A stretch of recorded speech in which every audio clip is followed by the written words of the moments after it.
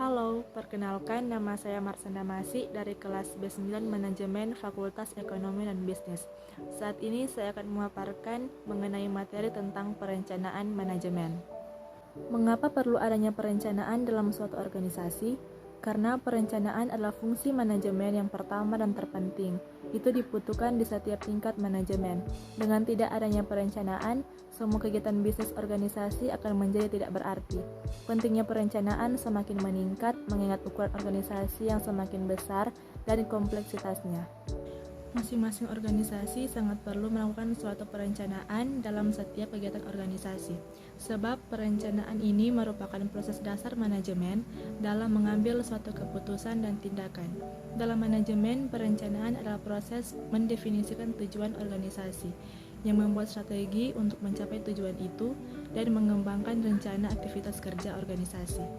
Pentingnya perencanaan agar bisa mencapai tujuan yang dikehendaki, organisasi perlu meningkatkan kualitas penerapan fungsi manajemennya. Sebagai salah satu fungsi manajemen, perencanaan berperan penting karena akan menjadi fondasi bagi pelaksanaan fungsi manajemen lainnya untuk mencapai tujuan. Fungsi manajemen lainnya hanya akan menjalankan kegiatan yang sudah ditetapkan dalam fungsi perencanaan itu sendiri. Banyak faktor yang mempengaruhi pentingnya perbuatan suatu perencanaan, yaitu antara lain perubahan ekonomi, kemajuan teknologi, perubahan iklim, perubahan selera konsumen, gejolak politik, dan sistem keamanan yang tidak terjamin memberikan banyak tantangan yang harus dihadapi walaupun penuh dengan resiko. Secara umum, perencanaan merupakan suatu upaya dalam menentukan berbagai hal yang hendak dicapai atau tujuan di masa depan dan juga untuk menentukan beragam tahapan yang memang dibutuhkan demi mencapai tujuan tersebut. Pengertian perencanaan juga bisa diartikan sebagai suatu bentuk kegiatan yang sudah terkoordinasi demi mencapai suatu tujuan tertentu dan juga dalam jangka waktu tertentu, sehingga dalam perencanaan akan terdapat berbagai kegiatan pengujian pada beberapa arah pencapaian, menganalisa seluruh ketidakpastian, menilai kapasitas, menentukan tujuan pencapaian, dan juga menentukan langkah-langkah dalam pencapaiannya. Secara sederhana, pengertian perencanaan adalah suatu proses dalam berpikir secara logis dan pengambilan keputusan yang rasional sebelum melakukan berbagai tindakan yang hendak dilakukan. Hal ini akan membantu setiap pihak dalam memproyeksikan masa depannya dan memutuskan cara terbaik dalam menghadapi situasi yang akan terjadi di masa depan. Ada beberapa arti perencanaan menurut para ahli. Yang pertama, menurut Becker, perencanaan merupakan salah satu cara rasional untuk dapat mempersiapkan masa depan. Yang kedua, menurut Douglas, perencanaan merupakan sebuah proses kontinu dari suatu perkajian, membuat tujuan serta sasaran, dan juga mengimplementasikan dan mengevaluasi atau juga mengontrolnya. Yang ketiga, menurut Carneadine dan Machil yang menyatakan bahwa perencanaan pada dasarnya adalah sebuah proses kegiatan yang menyiapkan secara sistematis kegiatan-kegiatan yang akan dilakukan untuk mencapai tujuan tertentu. Menurut George Terry, perencanaan adalah pemulihan fakta-fakta dan usaha menghubung-hubungkan antara fakta yang satu dengan yang lain. Kemudian membuat perkiraan dan peramalan tentang keadaan dan perumusan tindakan untuk masa yang akan datang yang sekiranya diperlukan untuk menghendaki hasil yang dikehendaki. Wilson juga berpendapat bahwa perencanaan merupakan salah satu proses lain atau merubah suatu keadaan untuk mencapai maksud yang dituju oleh perencanaan atau oleh orang atau badan yang diwakili oleh perencanaan itu. Tujuan perencanaan menurut Stephen Robbins dan Mary Coulter dalam Wikipedia yaitu memberikan pengarahan yang baik, mengurangi ketidakpastian, meminimalisir pemborosan, dan menetapkan tujuan dan standar yang digunakan dalam fungsi selanjutnya yaitu proses pengontrolan dan evaluasi. Pada dasarnya, yang dimaksud perencanaan yaitu memberi jawaban atas pertanyaan-pertanyaan mengenai apa, siapa, kapan, di mana, mengapa, dan bagaimana atau yang seperti yang kita kenal dengan 5W1H. Jadi perencanaan yaitu fungsi seorang manajer yang berhubungan dengan pemilihan dari sekumpulan kegiatan-kegiatan dan pemutusan tujuan-tujuan, kebijaksanaan-kebijaksanaan, serta program-program yang dilakukan. Dalam sebuah perencanaan, terdapat unsur-unsur perencanaan. Unsur perencanaan yang pertama adalah tindakan apa yang harus dikerjakan. Kedua, ada sebabnya tindakan tersebut harus dilakukan. Ketiga, di mana tindakan tersebut dilakukan. Keempat, kapan tindakan tersebut dilakukan? Kelima, siapa yang akan melakukan tindakan tersebut?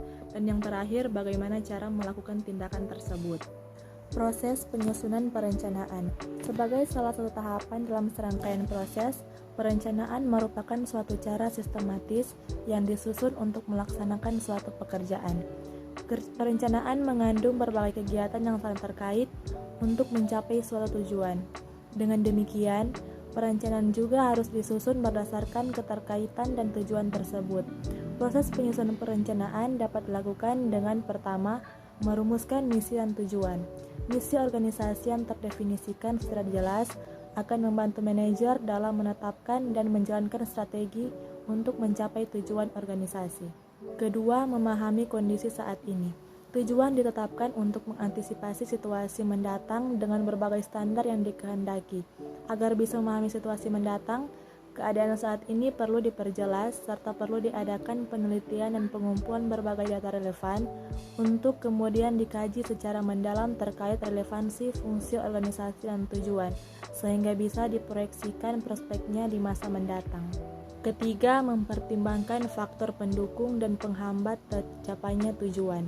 Berbagai faktor pendukung dan penghambat dari usaha pencapaian tujuan perlu diinventarisasi sedini mungkin agar berbagai persiapan pengantisipasian bisa dilakukan. Dan yang keempat, menyusun rencana pencapaian. Tujuan-tujuan bisa dicapai dengan cara mengembangkan alternatif kebijakan ataupun tindakan, menilai dan mengkomparasikan keuntungan dan kerugian dari setiap alternatif kegiatan ataupun kebijakan, dan memilih dan menetapkan alternatif yang dinilai paling tepat. Ada 4 tahap dasar perencanaan, yaitu yang pertama tahap 1, menetapkan target atau tujuan. Perencanaan dimulai dengan keputusan-keputusan tentang keinginan atau kebutuhan organisasi atau kelompok kerja. Tahap 2, merumuskan keadaan saat ini, pemahaman akan posisi atau keadaan organisasi sekarang ini daripada tujuan yang hendak dicapai atau sumber daya yang tersedia untuk mencapai tujuan merupakan hal penting, karena tujuan dan rencana menyangkut waktu yang akan datang. Tahap ketiga, mengidentifikasi segala kemudahan dan hambatan, segala kekuatan dan kelemahan serta kemudahan dan perlu diidentifikasikan untuk mengukur kemampuan organisasi dalam mencapai tujuan. Tahap keempat, mengembangkan rencana atau serangkaian kegiatan untuk pencapaian tujuan. Tahap terakhir dalam proses perencanaan meliputi pengembangan berbagai alternatif kegiatan untuk pencapaian tujuan, penilaian alternatif-alternatif tersebut, dan pemilihan alternatif terbaik di antara berbagai alternatif yang ada. Ada 4 langkah dasar perencanaan. Secara teoretis dapat dipahami bahwa sebuah perencanaan melalui 4 tahapan, yaitu menetapkan tujuan, membuat rencana tindakan, mengevaluasi kemajuan, dan menilai kinerja secara keseluruhan. Berikut hubungan perencanaan dengan fungsi manajemen lainnya. Pertama, perorganisasian dan penyusunan personalia. Pengorganisasian adalah proses pengaturan kerja bersama sumber daya keuangan, fisik, dan manusia dalam organisasi. Kedua, pengarahan. Fungsi pengarah selalu berkaitan dengan perencanaan. Perencanaan menentukan kombinasi yang paling baik dari faktor-faktor kekuatan-kekuatan sumber daya dan hubungan-hubungan yang diperlukan untuk mengarahkan dan memotivasi karyawan. Ketiga, pengawasan perencanaan dan pengawasan saling berhubungan erat. Disebut sebagai kembar siam dalam manajemen, pengawasan adalah penting sebagai produk perencanaan efektif. Berikut tipe-tipe perencanaan. Yang pertama, berdasarkan tingkatan. Master plan atau rencana induk adalah perencanaan yang berfokus pada kebijakan organisasi yang di dalamnya ada tujuan dalam jangka panjang dan memiliki ruang lingkup luas. Operational planning atau rencana operasional adalah perencanaan yang berfokus pada pedoman pelaksanaan program yang terdapat dalam sebuah organisasi. Yang kedua, berdasarkan ruang lingkup. Perencana strategis adalah perencanaan yang memuat uraian kebijakan dalam jangka panjang dan memiliki waktu pelaksanaan yang lama. Jenis perencanaan yang satu ini sangat sulit diubah. Rencana taktis adalah perencanaan yang memuat uraian kebijakan dalam jangka pendek dan pelaksanaannya dapat disesuaikan dengan aktivitas selama masih memiliki tujuan. Yang ketiga, berdasarkan jangka waktu. Rencana jangka panjang adalah perencanaan yang berlaku dalam jangka waktu antara 10 hingga 25 tahun. Rencana jangka menengah adalah perencanaan yang berlaku dalam jangka waktu antara 5 hingga 7 tahun. Rencana jangka pendek adalah perencanaan yang berlaku dalam jangka waktu kurang dari 1 tahun. Berikut cara-cara dalam membuat perencanaan kerja secara tim yang baik, yaitu dengan menentukan target, memilih pemimpin tim kerja yang tepat, menentukan tugas, anggaran, dan waktu, mengatur secara logis, work in progress, rencana cadangan yang selalu siap, dan mengevaluasi semua pekerjaan yang telah dilakukan. Berikut kita bahas tentang keunggulan dan kelemahan perencanaan. Keunggulan perencanaan yaitu membantu manajemen untuk menyesuaikan diri dengan perubahan yang dapat terjadi, memungkinkan manajemen memahami keseluruhan gambaran operasi yang diinginkan, membantu penempatan tanggung jawab secara lebih jelas dan tepat, memberikan cara pemberian perintah untuk beroperasi, memudahkan dalam melakukan koordinasi di antara berbagai bagian organisasi, dan membuat tujuan lebih khusus, terperinci, dan lebih mudah untuk dipahami. Kelemahan perencanaan. Yang pertama, perencanaan yang tercakup dalam perencanaan terkadang berlebihan atau tidak sesuai dengan kenyataannya. Kedua, perencanaan cenderung menunda kegiatan. Ketiga, perencanaan mungkin terlalu membatasi manajemen untuk berinisiatif dan berinovasi. Ada juga hambatan-hambatan dalam perencanaan, yaitu yang pertama, karena kurang pengetahuan tentang organisasi, kedua, kurang pengetahuan tentang lingkungan, ketiga, ketidakmampuan melakukan peramalan secara efektif, keempat, kesulitan perencanaan operasi-operasi yang tidak berulang, kelima, ketidaksediaan untuk menyingkirkan tujuan-tujuan alternatif, yang keenam, biaya, ketujuh, takut gagal, dan kedelapan, kurang percaya diri. Syarat-syarat perencanaan. Pertama, faktual atau realistis. Perencanaan yang baik perlu memenuhi persyaratan faktual atau realistis, yang artinya apa yang dirumuskan oleh perusahaan sesuai dengan fakta dan wajar untuk dicapai dalam kondisi tertentu yang dihadapi perusahaan. Kedua, logis dan rasional. Perencanaan yang baik juga perlu untuk memenuhi syarat logis dan rasional. Artinya apa yang dirumuskan dapat diterima oleh akal, dan oleh sebab itu maka perencanaan tersebut bisa dijalankan. Yang ketiga, syarat fleksibel. Perencanaan yang baik juga tidak berarti kaku dan kurang fleksibel. Perencanaan yang baik justru diharapkan tetap dapat beradaptasi dengan perubahan di masa yang akan datang, sekalipun tidak berarti bahwa planning dapat kita ubah seenaknya. Berikut komitmen. Perencanaan yang baik harus merupakan dan melahirkan komitmen terhadap seluruh anggota organisasi untuk bersama-sama berupaya mewujudkan tujuan organisasi. Komitmen dapat dibangun dalam sebuah perusahaan jika seluruh anggota di perusahaan beranggapan bahwa perencanaan yang dirumuskan telah sesuai dengan tujuan yang ingin dicapai oleh organisasi.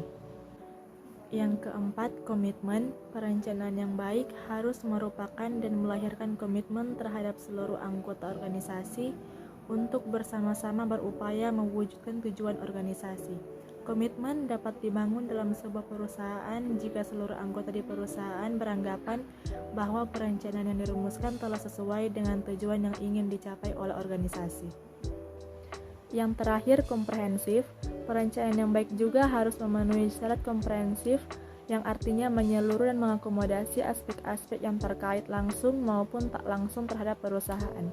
Perencanaan yang baik tidak hanya terkait dengan bagian yang harus kita jalankan, tetapi juga mempertimbangkan koordinasi integrasi dengan bagian lain di perusahaan.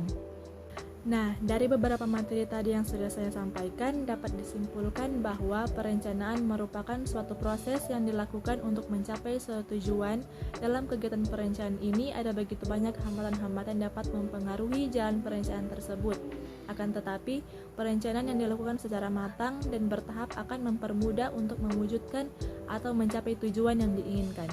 Perencanaan ini juga harus dilakukan dengan teliti agar supaya semua tahap yang dilakukan dalam perencanaan ini dapat berjalan sebagaimana mestinya sehingga dapat memperoleh tujuan yang diinginkan. Membuat perencanaan yang efektif dan berhasil perlu ditambahkan dengan niat, konsisten diri, serta jiwa yang ingin belajar dan tujuan kita untuk menjadikan apa yang kita kerjakan menjadi lebih baik dan maksimal. Karena dalam melakukan perencanaan akan membuat kita menjadi orang yang teratur dan bisa mengarahkan fokus pada apa yang ingin kita kerjakan. Baik, sekian presentasi dari saya tentang perencanaan manajemen. Kiranya apa yang saya sampaikan tadi boleh dapat bermanfaat. Dan saya Marsanda Masih pamit undur diri. Sekali lagi saya ucapkan terima kasih. Bye-bye.